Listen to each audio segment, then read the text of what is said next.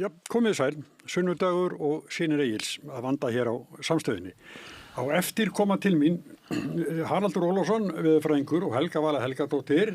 lögmaður og þau ætla að tala ESB. Við byrjuðum á svona ESB-umræðu svona dýpri í síðasta þætti og ætlum að halda því áfram núna. En í vettvang dagsins eru komin til mín Nanna Margrét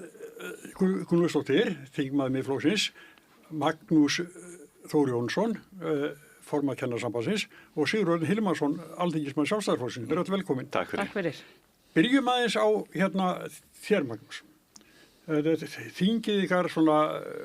fyrir ekki að fylgja í sögubækur, það síðasta sem var hvað fyrir rúmri viku eða hálfum mánuði. Já, við komum vika síðan. Já, og það aðalega fyrir framgöngu Ingu Sæland, menntamálaráðherra. Hún talaði einhvern veginn svona, það fór þvert ofan í ykkur, flest öll, það ekki rétt? Jú, það má alveg hygglust segja það og það er svo sem kom inn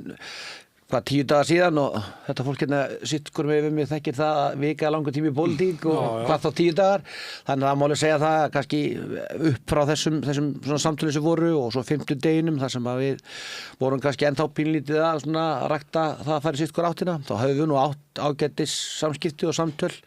sem að kannski svona bera einhvers konar klæði á þau vopn en þetta var óvanalegt fyrir okkur að upplifa það að fá svona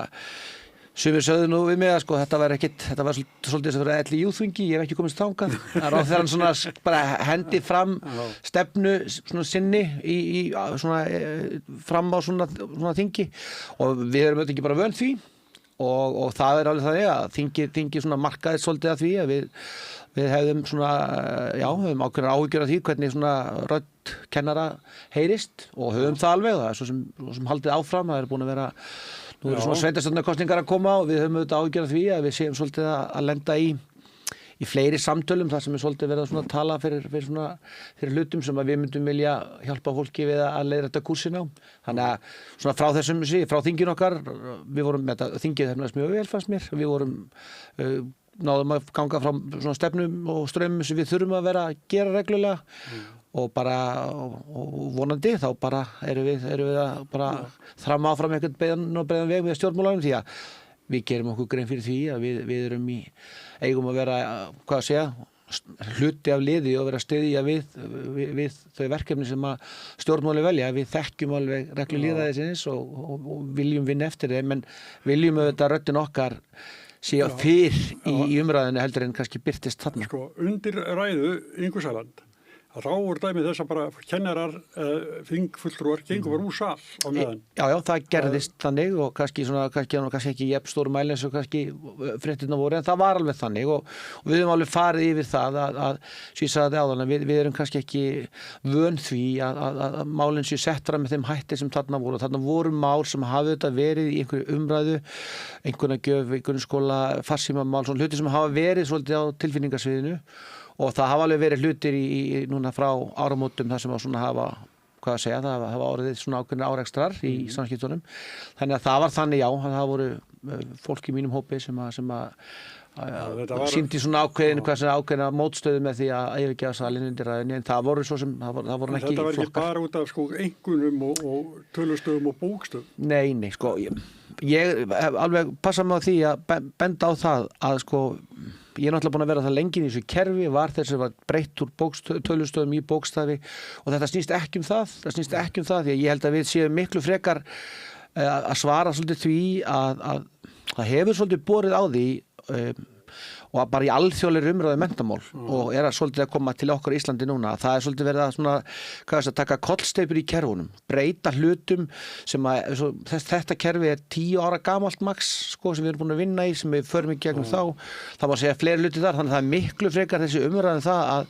að menn skipti bara gír og fari bara í allt aðrar áttir því að kerfið og skólakerfi þróast frekar hægt og ef þú ætlar að ná árangri þá þarftu að vera á þeim stað að við séum öll tilbúin að fara í kursinn Þannig að það var miklu frekar það heldur en þessi efnislega umræða. Ég sé alveg, breytingin í umræðinu hefur mér fundist vera að til dæmis skilaboð frá ráðuneytinu hafa verið þannig á ráðherranum að fólk vilji fara í endurskoða aðalnámskrá sem hluti af þessu verkefni og það er það sem þarf auðvitað að gerast. Fyrir barn í skólakerfinu okkar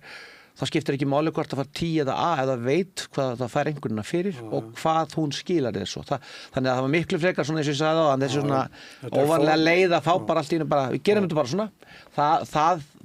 var eitthvað sem við vorum að svona gera athugasemd við. Sigurður, þú búin að sitja á þingi í vetur, þú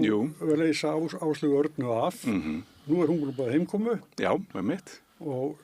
þá bara lögmennskan aftur eða? Já, ég bara laka til að fara aftur til minna fyrir starfa í lögmennskunni. Já, en hvernig er þetta búið að vera? Heyrðu, þetta er búið að vera bara áhugavert. Heilmikill lærdómur. Þú veist, ég fór inn í þetta starf svona, ég ætla bara að vera stoltur af svona minni veru þarna inni. Vera bara samkvæm sjálfur mér, ekki láta ana mér út í einhverju vitleysu,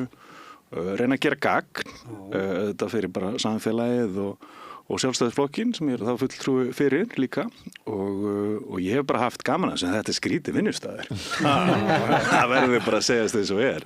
og oft þetta verður maður mjög hissa sko. Þá er það náttúrulega þetta sko, ég er kannski vanur því ég með að flytja svona minn málstað fyrir dómstólunum sko, yfirleitt og þar er nú svona ámann hlustað og náttúrulega einhver þá hinum megin lögmaður gagnaðala sem að tefli þá fram einhverju svona mótrökum og þannig að það verður svona rökræn umræða, stundum meira að segja vituleg og en þú veist samkvæmt einhverju svona kerfi og við tökumst í hendur alltaf eftir málflutningin og erum bara góði vinnir líka sko en þarna er sem sagt finnst mér aðalega svo lítið hlustað sko og ég skil það alveg svona kannski mér finnst það óheppilegt gagnvart okkur sko í stjórnarandstöðinni en svo er þetta líka bara þú veist hina þessi samtök þú veist það eru getur verið sko þú veist fulltrúar atvinnulífsins þú veist launþegahreyfinga sérsambönd bara eins og kennarasambandi eða bara Seðlabankinn fjármálaráð þú veist hvað það heitir sko það er svona lítið hlusta það er svona svolítið mikið svona bara vaðið áfram og ef ég má aðeins bara koma inn á þetta sem að Magnús var að segja sko að ég náttúrulega fylgdist með þessu að nokkur athygli sko og þú veist, ég hef af þessu nokkrar áhyggjur bara og ég veist, ég er bara 3 barna faðir og þau eru nú öll svona á grunnskóla aldri sko og þetta er auðvitað ekki gott það kasta svona í kekkja á milli eins og þarna ráðherrans og kennarasambandsins sko og þar hefur einhvað mistekist sko og svona ég bara hef af þessu nokkrar áhyggjur sko því að málefni er svo mikilvægt sko. En fór Inga ekki offari bara?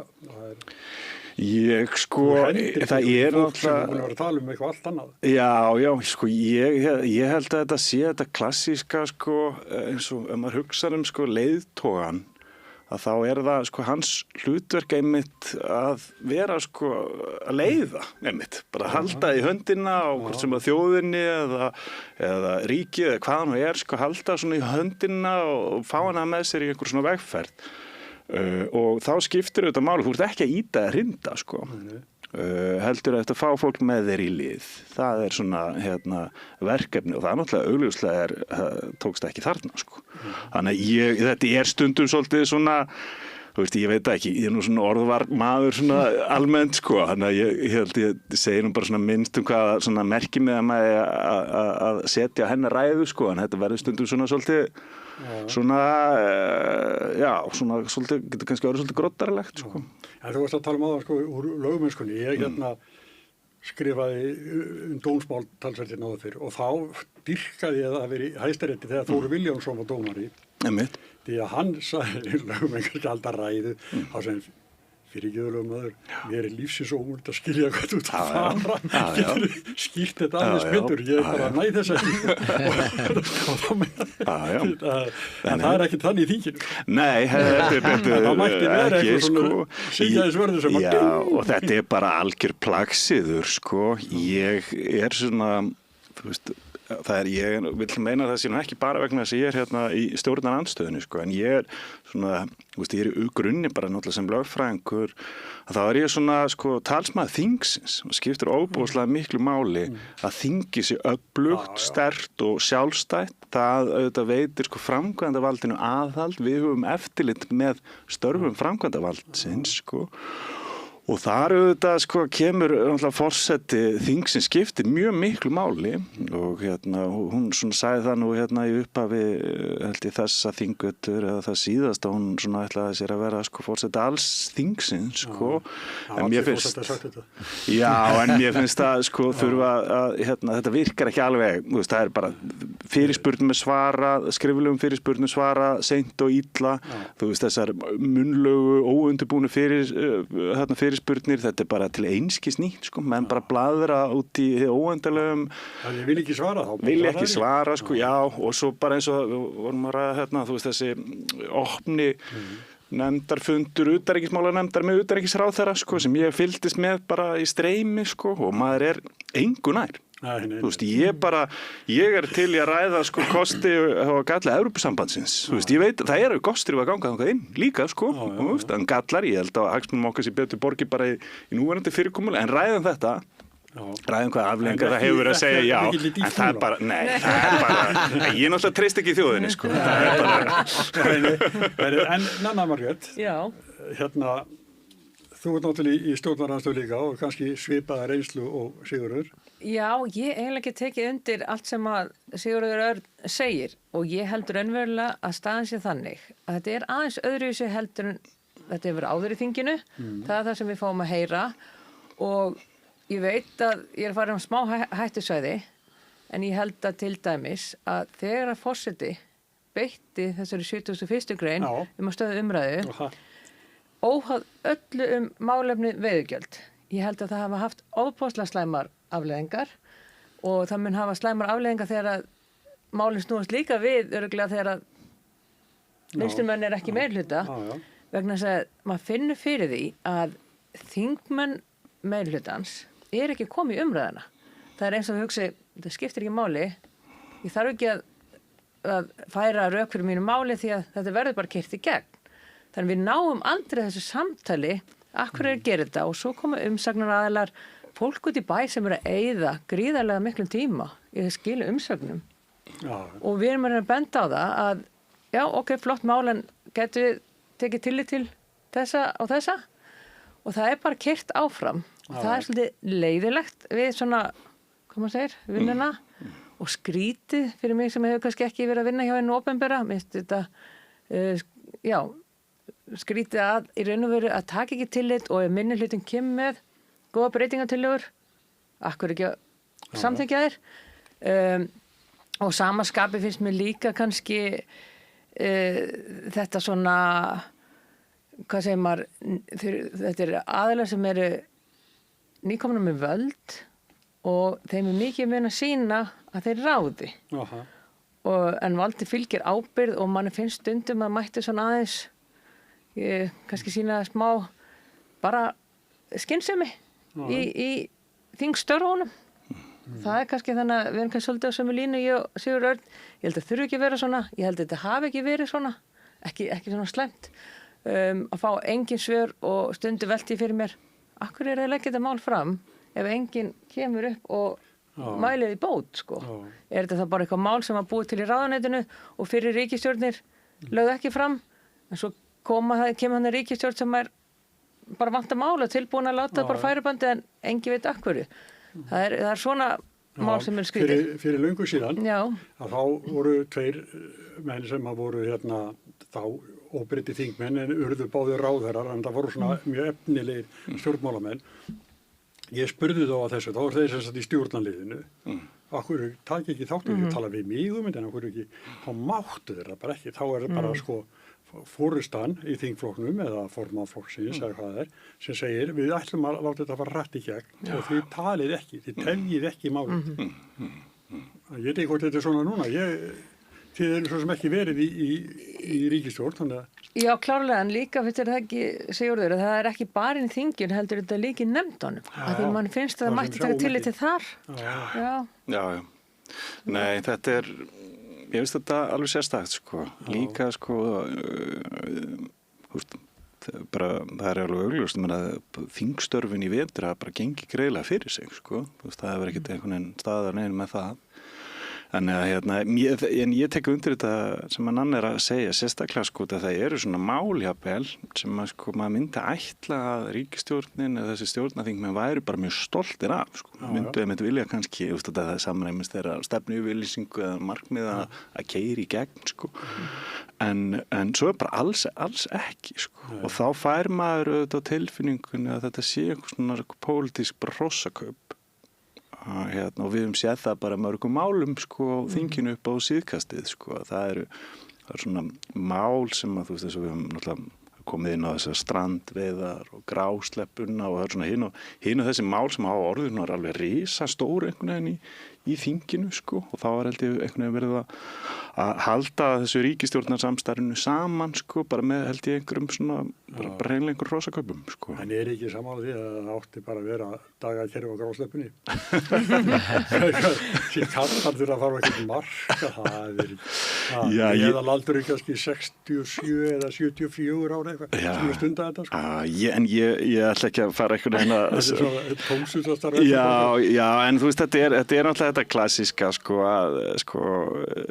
öllu falli hljótu við að vera sammála með það skiptir máli að það sé vandað til verka og vandað lagasendingar. En það er ekki að sko ég hef nú svo sem ekki við erum bara verið amatur í pólitík en við erum búin að vera að vinna hérna undir pólitík mjög lengi. Ég var doktor skólastjóri 20 ár í 3 samfélögum og bara búin að vera í þessari umræði sem ég er inn á mínu vettvangi núna. Þá heyrir maður það svolítið sem að þau eru kannski að vísi sem að maður heyrir að einhvern veginn virkar öðruvís allan að gagvart mínum málaflokki heldur en út í heimi. Það skortir stundum á langtíma hugsjón og það dettur svolítið í þá. Það er akkurat það sem við erum að heyra hérna núna. Það eru jafnvel sami stjórnmálaflokkurinn að bjóða fram á höfuðborgarsvæðinu er algjörlega með sitt hvora línuna í málefnum til dæmis leikskólans. Og þá er þetta svolítið þannig sem að við erum og mögulega er það smæðin, mögulega er það einhvers konar hefð fyrir því að þegar ég var að byrja fyrir norðan og austan þá fóru þingmenn milli bæja sko, Afi fekk í sveitina, komu menn, Páll Pétursson kom og þessi kallar komu, Jón Bjarnason til þess að heyra hvað menn vildu vera að gera. Þannig að stundum finnst mér það vera svona, þegar maður er svona leikmaður, er samt alltaf að pæla í pólitík, bæði á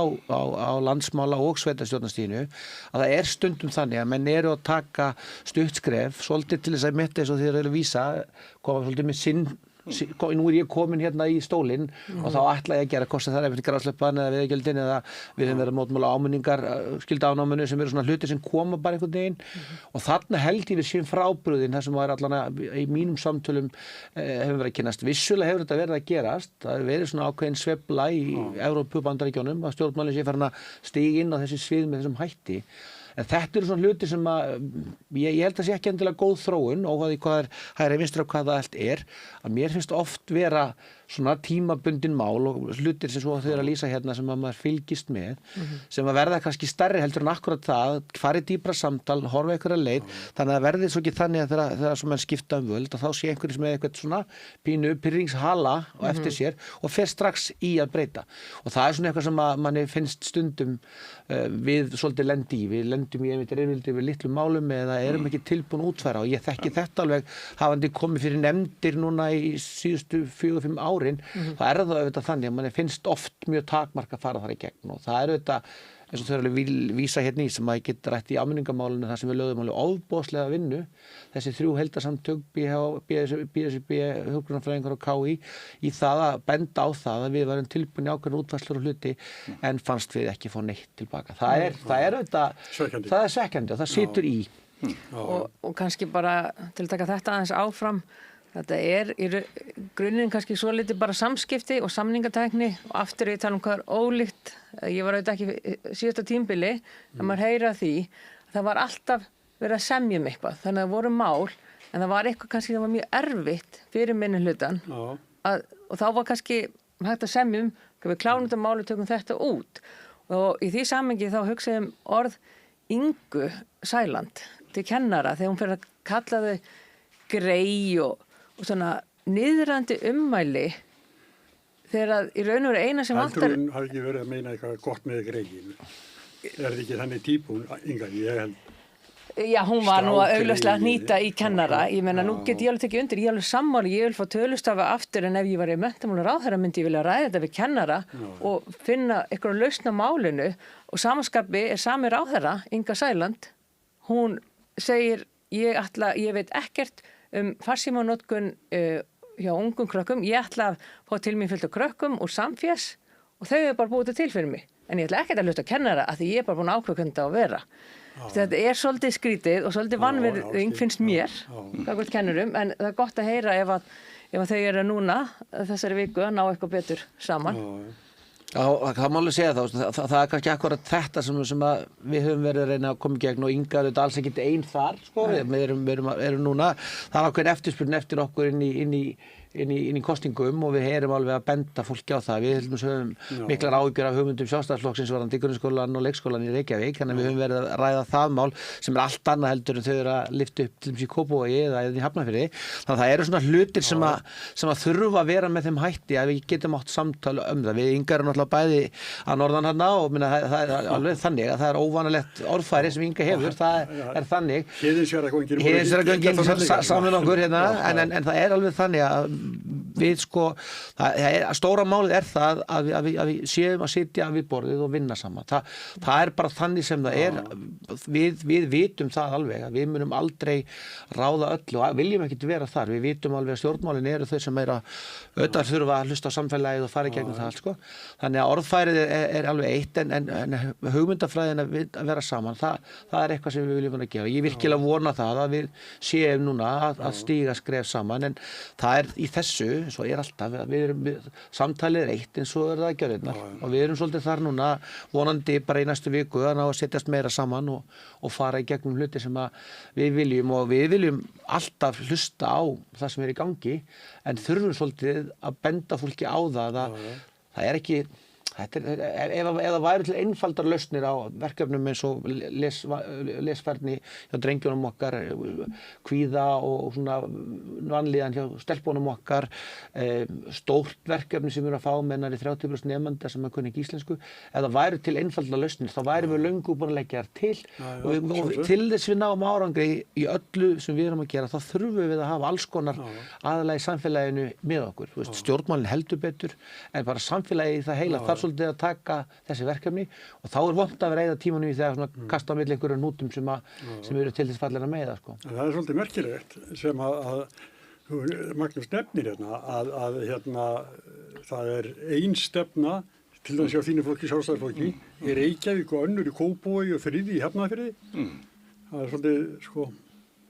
Já, ég veit ekki hvort að það sé eitthvað sérstakt, sko. Það eru náttúrulega ólík sveitafélög með ólíkar þarfir á ólíkum stað. Sko, já, ég taldi nú upp sveitafélög sem eru ekkert á ólíku stöðum. Nei, ég held, hafandi alið upp 3 börn og vera standið því í Reykjavíkurborg að þá get ég nú sagt það er bara töluvert annað, að gera það í Reykjavík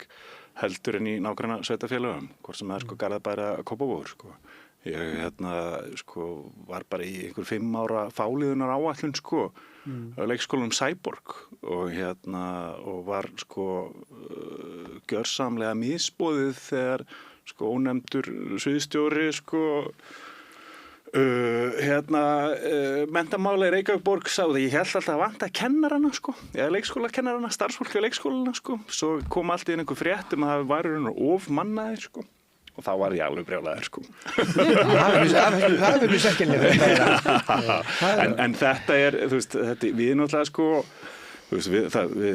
er bara svona frumskylda samfélagsins og tala ekki bara svona það þjóðin er að eldast og svo framvegis að við þurfum að styðja við barnafólkið okkar og til þess að svo megi verða þá þurfum við að sjá til þess að það getur horfið aftur tilbaka á vinnumarkaðinn einhvern tímann áður en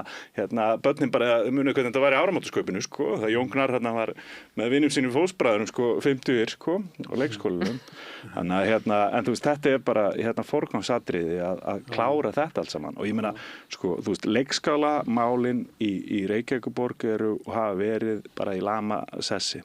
alltaf verið svo lofað aftur að innrita börn 12 mánaða aldur og ekkert gerist, ekkert breytist. Mér finnst náttúrulega mjög merkilegt að fylgjast með svona umræðinni og þessum framboðum í Reykjavík það bara eins og það hafi engi verið í meirihlutanum síðastliðin ár hvort sem það sko, þú veist,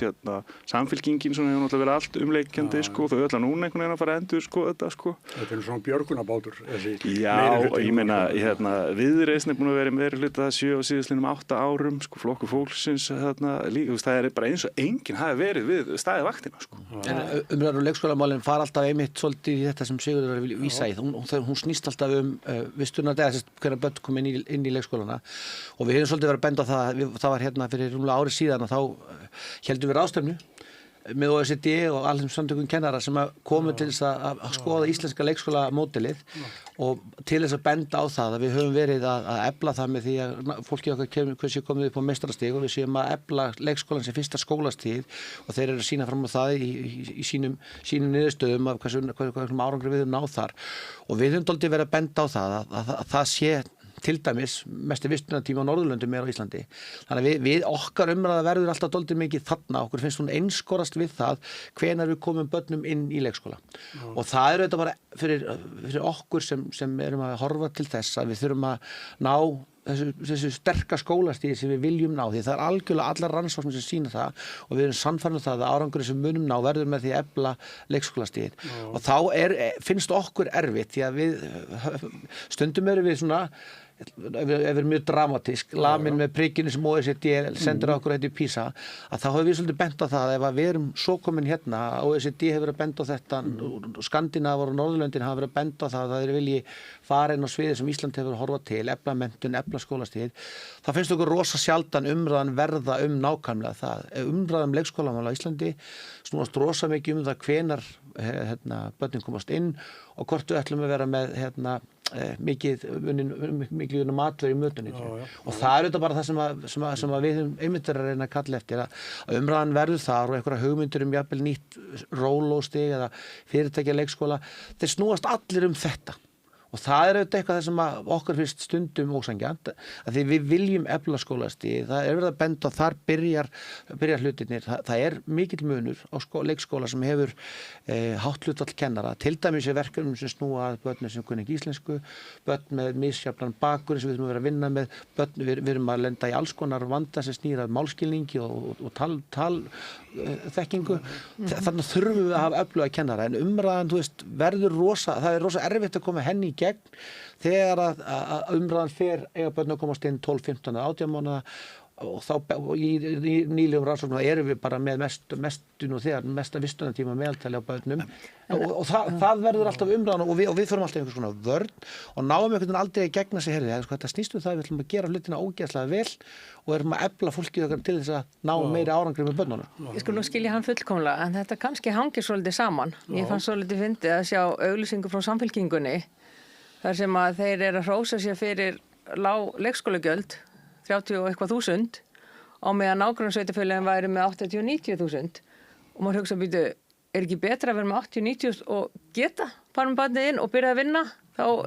kannski það heppilega fyrir suma foreldra það bara óyfirstíganlegt Já, býtu, ég er að meina ef þú ert með 36.000 en þú kemst ekki inn og þú kemst ekki sem móðir eða faðir út á vinnumarkaðinn að því það getur gjaldskráin getur alveg sagt 36.000 en þú kemur ekki barnið inn og þess vegna verður það alltaf þar til við fáum einhver jafnvægi í þetta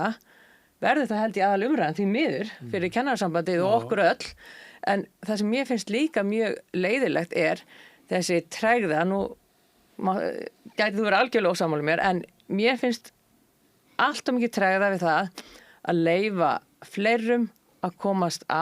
til að mynda fyrirtækjum til að vera með leikskóla Reykjavíkurborg hefur alfarið lagst gegn því þannig að núna eru þeir sem vilja taka þátt og hjálpa sínum starfsmönnum að komast aftur á vinnumarkaðinn þurfa að vera með einhvers konar dagmömmukerfi að því að borgin er alfarið á móti og mér langar líka að segja ég er mjög glöð að heyri Magnúsi að þegar hann tala skólakerfið að það væri vitneskja að það væri ekki alveg í lagi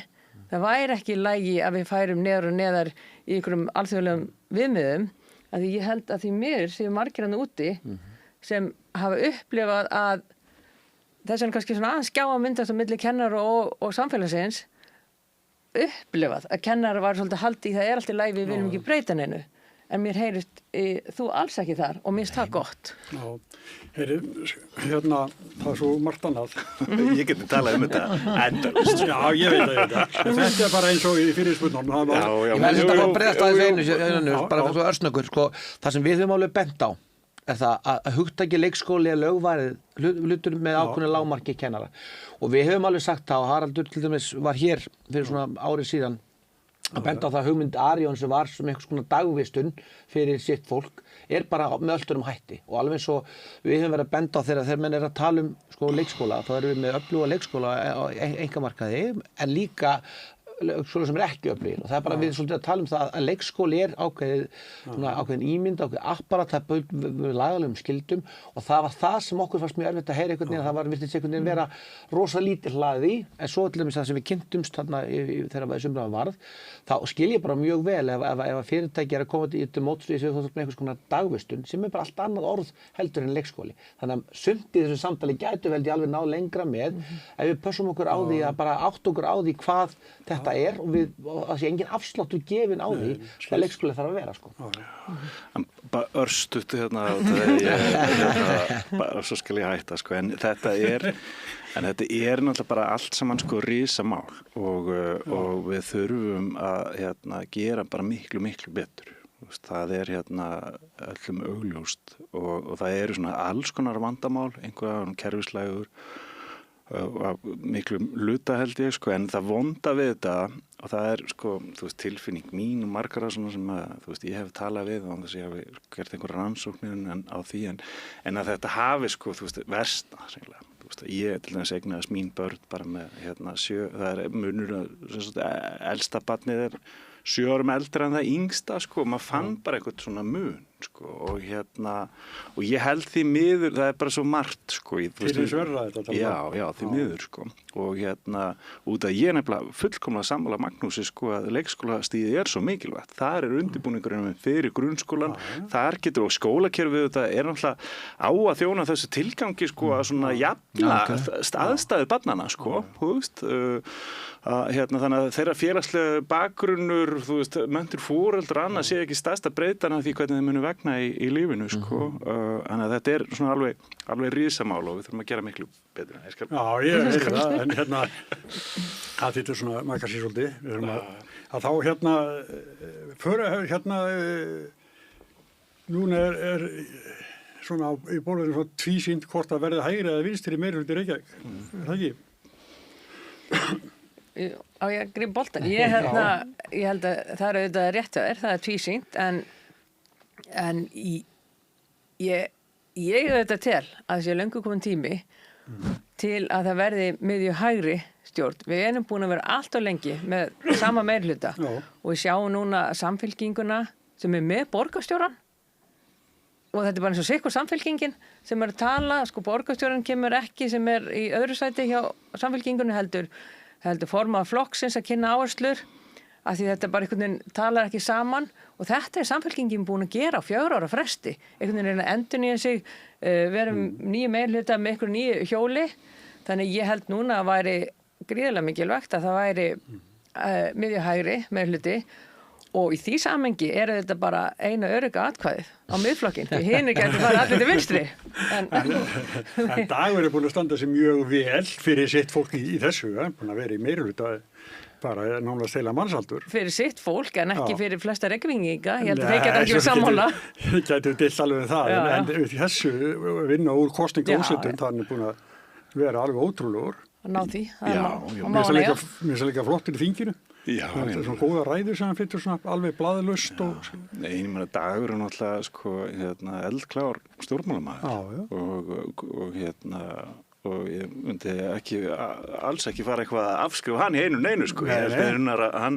sé sko einmitt geta alveg verið sko framtíðar leiðtogi samfylkingar en hann inn á þingi sko. Það var merkilegt einhvern veginn hvernig hefur verið svo sem farið með hann fram að þessu sko. En hann var auðvitað lunginn í þessu að fá til bæði náttúrulega halda þessu samstarfi saman Já. og þá kalla fleiri inn og eftir þessum að þurfti sko hverju sinni Þetta er eitthvað sko sem hann hefur Já. breytt sínum meirihluta Já, eftir hverju kosningar sko. já, þannig alveg ótrúlegt sko, þannig að en jú, þetta verða bara spennandi kosningar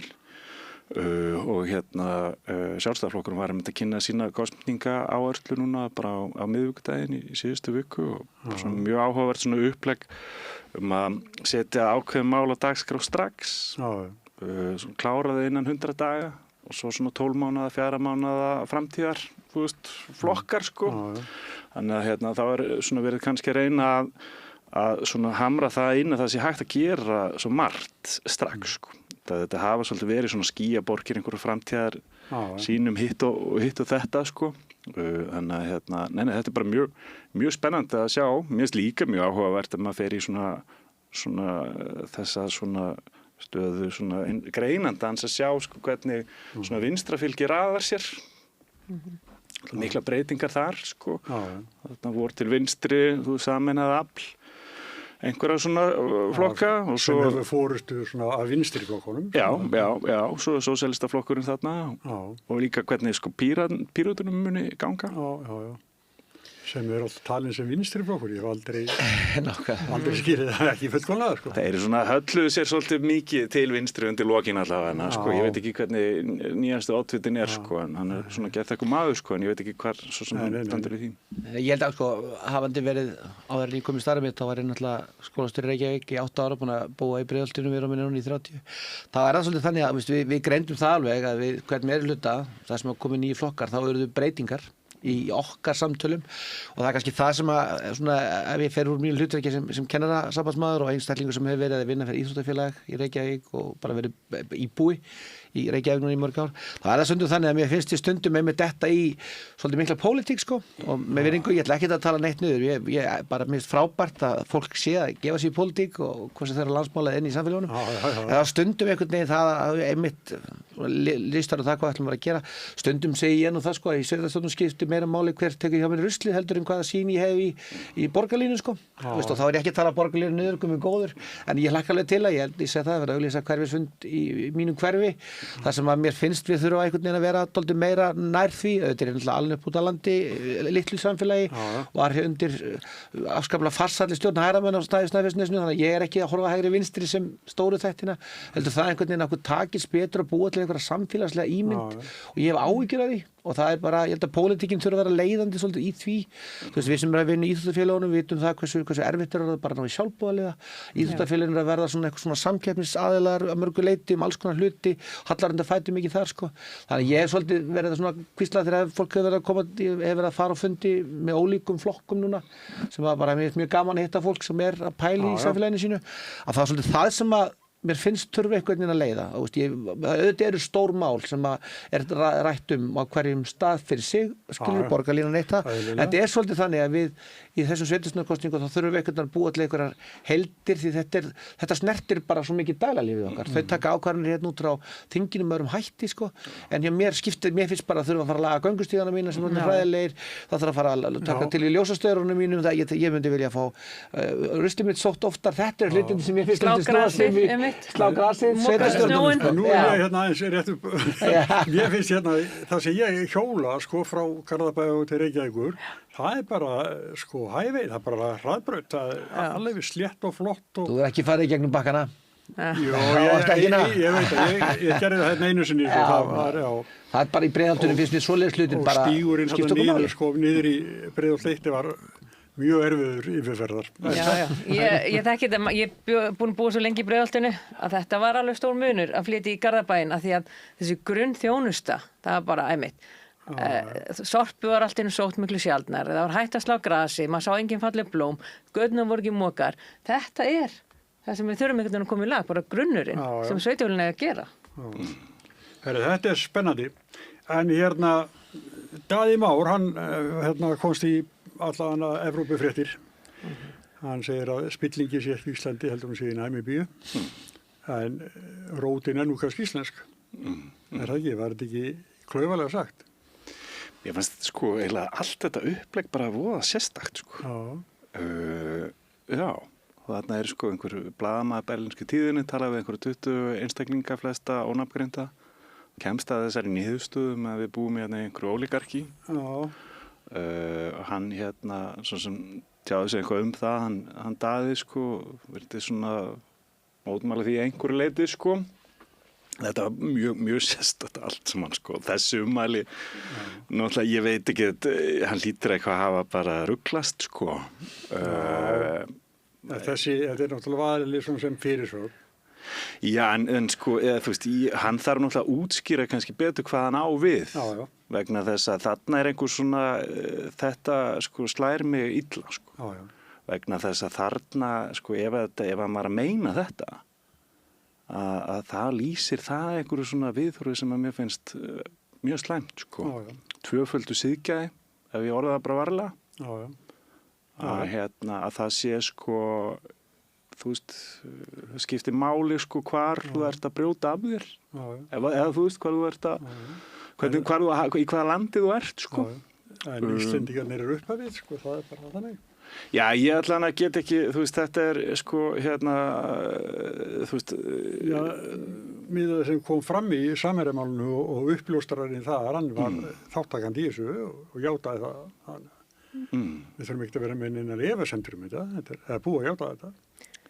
Mér fannst þetta nú alveg sko, þessi umfjöllun í þessu danska blaði, mér fannst nú bara fyrir neðan allar hellur og mér fannst þetta allt bara svo augljóslega eins og búið að vera að birta augljóslega eitthvað tenging við Ríkisútvarpið sem búin að vera í mikilvæg herferð og koma því inn á hér eitthvað danskan blaðamann að við séum eitthvað ólíkarkar ríki og við séum spilt ríki samberðið við Namibíu bara sem land auðvitað algjör fásinna og sýnir bara vanþekkingu þessar blaðamanns í fyrsta lagi eða þeirra sem hann tala við að detta það í hug að segja Ísland sé spiltara en Namibía þegar að, sko, ég held að hann ætti bara þessi blaðamaður þá að benda þeim sem eru með öll þessi viðmið, bara þeir sem taka saman spiltustu ríki heimi og hafa raunverulega forsendur til að meta hvar við erum á þeim skala. Ég hugsa að hann get ekki bent þessum greiningaraðilum á það og við myndum færast mikið á þeim skala vegna þess að þetta var svo augljóslega bara hannað af þessum blaðamönnum hjá RÚV sem vildi ekki koma fram undir nafni því að þetta einhverju það í hug að við sem spiltari en Namibía og vera taka þátt í því hjá þessum blaðamönnum þeir sem komu að sverta orð Íslands viljandi og það bara eiginlega gegnum RÚV sem bara náttúrulega sannað auðvitað mjög sérstakt. Já, ég veit nú ekki hvort það endilega, sko, ég er búin að vera blaðamaður lengi, ég tala kannski við marga en ég þarf ekki að nota jafnt frá öllum eða bara það sem einhver eitt segir, þetta er náttúrulega verið að vera dómgrind blaðamannsins. Já, og ég hef ekki mikla trú á að þarna hafi verið vönduð umfjöllun, bara út af það eitt að við augljóslega erum ekki spiltari en Namibía. Það var það algjör vanþekking á Namibíu. Já, það er sama hérna... Já, ég held aðalega, sko, ég man ekki nákvæmlega hver spurningi var varandi, sko, Namibíu og Ísland, sko, en öllu falli, sko, er þetta ekki svona rétt lýsing á íslensku sjávarútvegi, það má alveg gaggrina hann, þú veist, ýmsum ástæðum, sko, en þegar þarna svona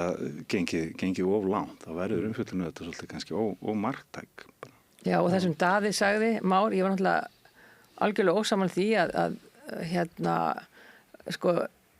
fyrstulega við vitum það öll að íslensku sjávarútvegur er þannig að fólk hefur átt skoðanir á honum í áratugi. Við erum samt með umgjörðum hann, við erum með lög. Þú ferð eftir einhvern leikreglum, ólíkt mörgum öðrum löndum sem eru kannski spilt raunverulega, en að Daði Már sé að segja þessi erindrekar inn á þingi og annað. Ég fekk að heyra þetta í umræðinu veiðigjöld að við værum í svona, hvað heitir það sér hagsmunagæslu. Ef fólk hugsa bara aðeins rökrétt, af hverju ætti ég sem þingmaður að eyða sumrinu mínu að ræða veiðigjöld nema ég myndi trúa því að ég verði að berjast fyrir hag Íslands. Hvað er fólk að segja ég sem sér hagsmunagæslu? Að ég sé eyða sumrinu mínu að því að hvað? Ég sé fá greitt? Hvað er fólk að meina og þarna fannst mér Daði fara aðeins svona En sko- ekki alveg svolítið frjálslega með orðin Svo er það náttúrulega þannig að sko, ég ætla dálítið gaman að því að hafa svo sem bakgrunn í sjávarbyggðum gegnum ævina, að þá er það dálítið gaman þegar menn fara að tala sjávarútveginn eins og eina stétt og eina grein. Þú veist, það er alltaf bara, þú veist, það er grásleppina sem er sjávarútvegur, við erum með línubátar sem er sjávarútvegur, svo er þetta með uppsjávarskip sem eru líka sjávarútvegur. Og það er auðvitað bara þannig að hérna í þessum samfélögum sem hafa verið, þá er auðvitað rosalega hagsmunabarátta inn í samfélaginu og milli samfélaga. Það hefur bara verið þannig og það er það sem að auðvitað, ég hef alveg setið og verið að spjalla útlendinga sem hafa verið spenntir fyrir því að spyrja út hvað það er og þeim finnst þetta alveg vera einhvers konar svona borderline spilling sem er þá í því sem að kvótin hefur verið að gera, fara á milli svæða og svona hvernig menn hafa að kaupa sér báta til þess að ná sér í kvóta. En það er allt annað orðfæri heldur við erum að tala til dæmis út í Namibíu. Það er auðvitað bara á einhverjum öðrum hætti. En þetta er svona, þessi umræða verður alltaf viðkvæm vegna þess að þú veist, það verður að tróða öllu inn í einn hatt sem getur verið mjög ólíkir hagsmunir milli aðeila bara í sama sveitafélaginu sko. Ég vil að því hérna sem þingminn því aðtíði sko hvernig hérna starfsfólki í fiskvinnslu hefur snar fækkað þannig alveg runið vegna þess að við sem eigum kvótan þjóðin að við heimilum það að þessi fluttur út óunni fiskur Já, í sífellt meira mæli og eins líka annað að til dæmis ísprósentan að fiskurinn kældur með ísnum og hérna og það er svona eitthvað viðmið, ég man ekki hvað er 9% eða eitthvað, ég man það ekki en svo er til alveg dæmið það bara kannski bara 18% ís í Lönduninni og þetta er eitthvað sem að það er ekkert eftir lengur sko, menn vikta sjálfur, meta sjálfur og það er sko hefur opinbera, kemur hvergi nærri hvað er mikill afli, hvernig er hann og hvert fer hann sem er bagað, þetta getum ekki trist endalaust sko. Og þegar sérstaklega þegar að sko við erum að flytja fiskvinnsluna út ég vil til Póllands mikið það Ég held að það sé sko kannski þessu tengt sko og saga sjávarútvegsins og ég er alveg þeirra skoðunar að þú veist þessi hérna sko að það sé þú veist þessi lögmál markaðarinn séu mjög mikilvæg þú veist menn geta haft sína skoðunar á framsali kvótans og fyrir hérna áratugum síðan þetta gerði leyst úr læðing sko möguleika á fjárfestingu sem að skila sér arðbærni okkur svona til heilla en þú nefnir þetta með fiskvinnsluna og ég hérna vil þá einmitt segja sko að þú veist þá er svo bagalegt og þetta skiptir auðvitað mjög miklu máli þetta sem voruð að nefna. Þá er svo bagalegt að stjórnvöld séu sjálf í aðgerðum sínum að vinna gegn fiskvinnslinni. Og það var þá bæði bent að það til dæmis varðandi sko veiðigjöldin en líka núna síðast í desember þegar hérna ríkið öllum að óvörum samdi við Evrópusambandið makrílveiðar sem var dæmalaus samningur. Annars vegar sko sömdum við það að við mættum sko minna en við höfum gert. Við sömdum sem sagt að heildarveiðin yrði sem sagt umfram vísindalega ráðgjöf sem hefur verið bara svona þú veist okkar aðalsmerki í öllum okkur sjálfbærar veiðar að hérna gangi ekki of nærri þessum stofnum öllum, það var sem sagt samið það og svo þetta sko sem er svona tæknilegs atriði varðandi sko veiðar í mismunandi landhelgi og menn hafa leita út að þar sé sem sagt sko innbyður hvati í því að löndun fari ríkari meili fram í Noregi en verið hefur sko. Og hérna og þetta eru svona aðgerði bara stjórnvalda sem að er þú veist það er eins og segir sko þú veist það er verkefni okkar sko stjórnmáluna að búa sko þessum svona almenna frjálsa markaði leikreglur þú veist að hann sé sanngjarn fyrirsjáanlegur þú veist svo framvegis og hérna framleggja þáttinn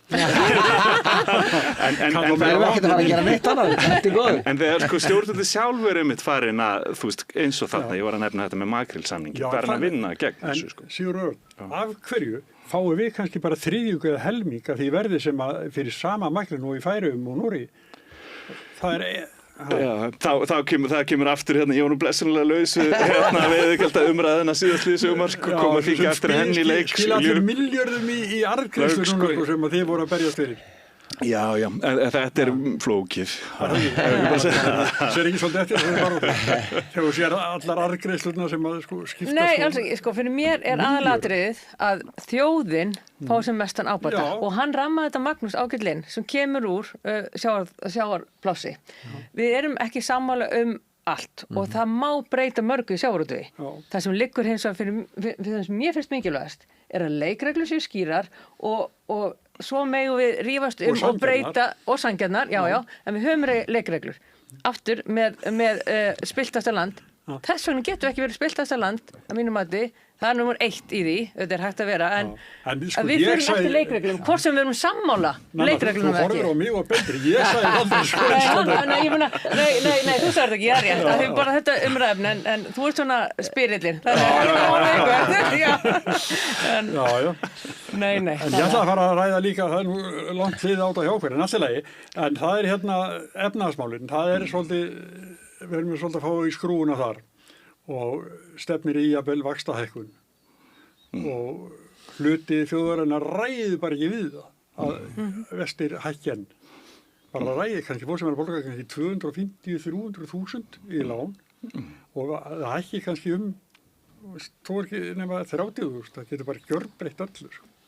Þannig að við verðum að gera eitthvað annað heldur en að það ekki, en að leggjast alltaf á þá sem að auðmastir eru. Við höfum bent á þetta núna í launþegahreyfingunni að við höfum þetta bara gríðalega áhyggjur af þessu og greinum það hjá okkar fólki, sérstaklega yngra fólkinu, að staðan er að verða bara mjög erfið. Það er bara þannig sem það er að þessar vaxtahækkanir eru þetta bitna á fólki sem er kannski verst hjá þessu fólki sem er lent inn í þessu síðustu svona síðustu kollsteypu þegar við vorum að fara í óverðtryggð lán og til þess að losna út úr því fór í verðtryggð lán sem og svo bara hækka og heyrum það fyrsta skipti síðan ég kom inn í svona kjara, ég búin að vera lengi í svona kjarabaráttu, þá heyrum við það að okkar auðvitað við mjög upptekinn af því að leiðrétta laun þannig við sem samkeppnishæf við aðra stéttir og erum svona nálgast það en við erum ekki ennþá komin endamörkin en nú erum við þar að við höfum verið með miklu sterkari efnahagsleg umræð inn í okkar sambandi og meira við BHM og BSIB vegna sem við bara finnum það að unga fólki okkar sérstaklega komið á þolmörkum og það eru hluti sem að við höfum miklar áhyggjur af, vorum auðvitað það hefur verið umræður það að launahækkanir séu þær sem að leiða þessar vaxtahækkanir við alltaf alfarið móti því, það hefur alls ekki verið þannig við okkar hlutverk það að okkar fólk sé á mannsæmandi launum og haldi í við aðra stéttir og þetta er erfitt í efnahagsmálunum við erum í heimi sem er á skrýtnum stað við margt en við getum ekki haldið svona áfram því að það er bara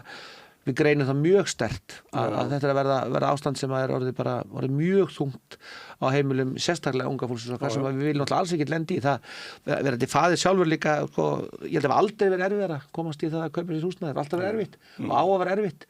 en nú er það bara svona alltaf því ómögulegt ef að þú átt ekki bakgrunn sem getur hjálpað þér með einhverju stórum hlutum eða fara inn í hlutdeildarlán og eitthvað svona sem ennþá svolítið á gráum stað sko. Hvað segja þingmennir? Þetta er bara mjög erfitt ástand bæði þú veist það er þessi háa verðbólga, það er hækkandi atvinnuleysi líka ofan í það þannig að við erum bara á erfiðum stað ég ræddi það nú í þinginu held ég síðustu viku hreinlega að var að benda á það við erum þarna náttúrulega 63 þingmenn og margir þessara flokka vil nú þannig til segjast nú vera svona frjálslyndir og markaðsþengjandi og var þá svona óska eftir að bjóða fram okkar aðstoð til þess að vinna að þessum málum en á það hefur ekki verið hlustað ekki frekar en ríkisstjórnin hlustar einmitt á Seðlabankann eða fjármálaráð þetta er því miður svolítið bara sjálf skapað og svo bætist ofan á þessi skrýtni tímar í alþjóða stjórnmálunum, hækkandi olíuverð og það, þú veist, en meiri sér óháð því, að þá er þetta miklu leyti bara sjálf skapað, og svo, vonda við þetta er að, ríkisstjórnin og Kristrún Frostadóttir var kosin til þess að vinna þessu bug, bara og með svona miklum djörfum yfirlýsingum að hún kynni öll trikkin til þess að laga þetta, svo bara tekst það ekki og það er og þá finnum við okkur einmitt í þessari stöðu að fólkið treystir ekki stjórnvöldum, það treystir ekki og þú veist og það var þessi verðbólgu væntingar sem eru svo háar langt yfir yfir 4% bara næstu 5 árin og þá allir að reyna að verja sitt með þessu höfrungahlaupi og ég fór keypti mjólk í Hagkaup, ég gerum fyrir ekki endilega alltaf í Hagkaup sko, en hún kostaði sko held ég 306 krónur sko. Mjólkulítirinn sko, D-vitamin bætt mjólk kannski, með plastaba en þú veist, þetta svona, það hækkar allt sko, allar gjaldskrár og ríkin alltaf búið að vera þar leiðandi það finnst mér líka eiginlega slæmt sko að þú veist að það eru þessi félög eigu ríkisins sem með eigendastefnu og það bara mjög rík arð sem skrafa til þess að leiðir þetta hvort sem sko eins og ná til dæmis þessu markmiði stjórnvöldum hallarlaus fjárlög að það bara hækkað gjaldskrár sko og Reykjavíkurborg náttúrulega hefur stundað þetta í lengri tíma þannig að veitur og orkuveituna og hvað þetta heitir allt saman sko. En þið viljið selja það? Já. Almýflokkurinn í Reykjavík. Já, ég byrja bara... Ég með Ara Já. Og mér fannst þetta alveg bara ráðfundin klaufaskapur í honum. Hvað var það? Þegar hann keyrði í Austurstræti. Já, en það var nú svolítið fyndið samt. Þess að fólk náði allavega bílleysinni. Það var ekki til tekna, held ég. Já, ég held svona að fólk náði nú sneiðinni að bílar eru ekki velkonir í miðbænum og við þekkjum það víðum heim. Í gömlum borgum að bílar og fólk á bara gangandi vegfarendur geta alveg farið vel saman. En varðandi efnahagsmálin, þá var ég aðeins að koma inn á það af því það er svo grátlegt. Það er svo grátlegt hversu, eins og Sigurður Örn segir, heimatilbúin vandinn er. Við vorum í þinginu fyrir áramót með nokkuð frumvörp. Það voru ekki bara við í minnihlutunum sem vorum að benda á það, heldur bara gríðarlega margir í umsögnum til þingsins að þessi frumvörp myndu valda aukinni verðbólgu. Og það var eins og við komum inn á í byrjun, það var bara ekki hlustað, þannig að þetta var algjörlega fyrir séð. Við hefðum getað haldið áfram á réttri braut ef að þessi ríkisstjórn gerði bara svona kosin út á, taka til í ríkisfjármálunum og þá værum við alltaf öðrum stað og í því ljósi þá bendi ég bara á að ríkisútgjöld eru að aukast meira milli ársins fyrir núna heldur en nokkur önnur ríkisstjórn hefur aukið útgjöld samt komaði fréttir og segja þetta að taka til en þau hækka skatta þannig að þetta algjörlega og þau ganga undan með svo slæmi fordæmi krónutöluhækkanir eru langt umfram verðbólgumarkmið Seðlabankans þannig að þetta algjörlega á ríkisstjórnina og núna það sem við þurfum að gera við verðum bara að taka til í ríkisfjármálum það eina sem að mun koma sterkt inn Eitt af því sem bara örsnögt sem er samt svo ég verði nú að tala fyrir kerfinu mínu það náttúrulega mínu viti alveg klart allan í okkar kerfi þá var komin inn við að skuld það bara þannig sérstaklega í framhaldsskólanum sem hefur náttúrulega átt erfitt uppdráttur að sækja fjármagn sem að lofa 2015 að það auðvitað bara eitt af því sem að ég hef líka ákveðnar áhyggjur á við vitum það nú við verðum að setja mjög mikið af hlutum inn í vegina því ég keyri það nú til dæmis það auðvitað líka atriði sem að ég held að þurfi að passa sér líka á hérna við þurfum einhvern veginn að taka þessar innviðaskuld það einhvern veginn það sem ég held að við þurfum einhvern veginn að fara að hugsa út fyrir kassan í þessu vegna þess að annars vegar það að við erum með innviðaskuld sem farið að snerta mjög marga heilbrigðiskerfið, skólakerfið alveg klárlega vegakerfið en svo líka þetta, við verðum einhvern veginn að koma þeim hvata á að ungt fólk geti fjárfest í húsnæði og ég náttúrulega búin að sitja í hópum og það síðasta ríkisstjórn var í vinnu sem sneri að íbúðamálum, það er líka hópur núna og það einhvern veginn, það einhvers staðar fast í skrúfunni að það þannig að þetta einhvern veginn þannig að það er svo mikill kostnaður við að búa til íbúðir að það tekur ekki að selja þær, það er svo dýrar en við þurfum samt að fá íbúðir til þess að setja á markaðinn og þetta er svona samtal sem við höfum verið hluti af og þá fara menn að tala óhagnaðardrifin leigufélög og þá bara erfitt að fá verktaka til þess að taka þátt í því í þeirri stöðu sem við erum í dag með hátt vaxtastig aðföng sem eru dýr þannig að það er einhvern veginn þannig að þjóðarsátt eitthvað þjóðarsamkomulag það að þetta stefnur ekkert einhvern stað sem ég held að þurfi að fara út fyrir einhvern hefðbundin kassa því að ef að hvatin hjá ungu fólki í dag orðið bara það að fara að segja við nei, ég ætla bara að fara að leigja ungt fólki í dag segir bara þetta við okkur getur ekki KÍ byggt leigubúð, ég ætla bara að fara að leigja ég ætla ekki að fara að kaupa, það er svo vitlaust að kaupa þetta er bara hættuleg umræða þetta, ef ég má bara rétt grípa þetta er alveg rétt hjá honum að það er allur fókusurinn í þessa átt í staðinn fyrir að gera hvata fyrir bara fólk sem vill standa sig vel, vill kaupa sína eign og vera duglegt en þetta varðandi líka þessi innviðaskuld, sko. Þetta snýst líka það að skeri burtu fituna og hugsa grunn innviðana eins og í sveitarstjórnarmálum. Hvar ætla að setja peningana? Ætla að vera að eyða 143 milljörðum í eitthvað loftslagsskatta sem við vitum ekki og ríkisstjórnin ekki ennþá búin að svara í hvað að fara. Menntakerfið, nú var ég aðeins að segja, það er samt eitt dýrasta menntakerfi í heimi. Þannig að við þurfum líka að hugsa hvar megum við gera betur og þannig að það þarf víða að taka til, sko. Þú er búin að kasta bolt á loft núna sem að... Hvað ætlar að vera lengi? Hann verður bara að vera þar. Ég ætla að þakka ykkur í komuna. Takk fyrir. Magnús Þór og